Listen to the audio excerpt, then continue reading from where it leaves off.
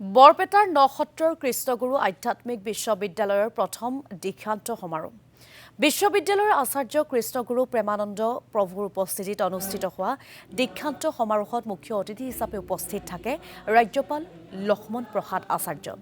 অনুষ্ঠানত উপস্থিত থাকে স্নাতক, স্নাতকোত্তৰ আৰু PhD ডিগ্ৰী প্ৰদান কৰে কেন্দ্ৰীয় মন্ত্ৰী সৰ্বানন্দ সোণোৱালে।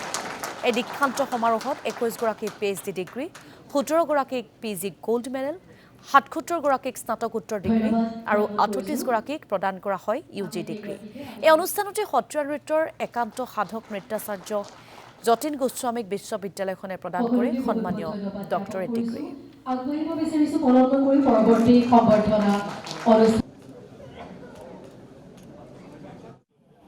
আজি কৃষ্ণগুৰু আধ্যাত্মিক বিশ্ববিদ্যালয়ৰ প্ৰথম দীক্ষান্ত সমাৰোহ আৰু এই সমাৰোহত আজি 155 গৰাকী PhDৰ পৰা আৰম্ভ কৰি বিভিন্ন পৰ্যায়ত যিসকলে ডিগ্ৰী হাসিল কৰিলে তেখেতসকলক আজি সন্মান প্ৰদান কৰা হ'ল, চাৰ্টিফিকেট দিয়া হ'ল।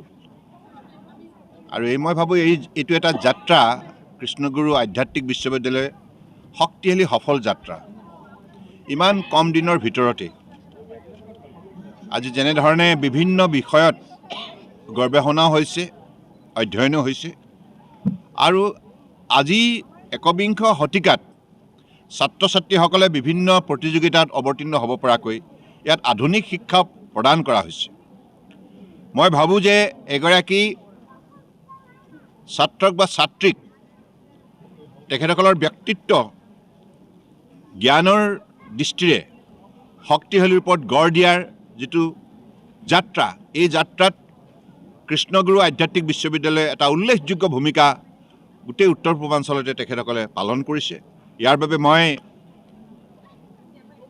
বিশ্ববিদ্যালয়ৰ উপাচাৰ্যৰ পৰা আৰম্ভ কৰি পৰিচালনা সমিতিৰ অধ্যক্ষা আৰু সকলোকে, ৰেজিষ্ট্ৰাৰ, ডাইৰেক্টৰ, শিক্ষক শিক্ষয়িত্ৰী সকলোকে মই অভিনন্দন জনাইছোঁ, ছাত্ৰ ছাত্ৰীসকলক অভিনন্দন জনাইছোঁ।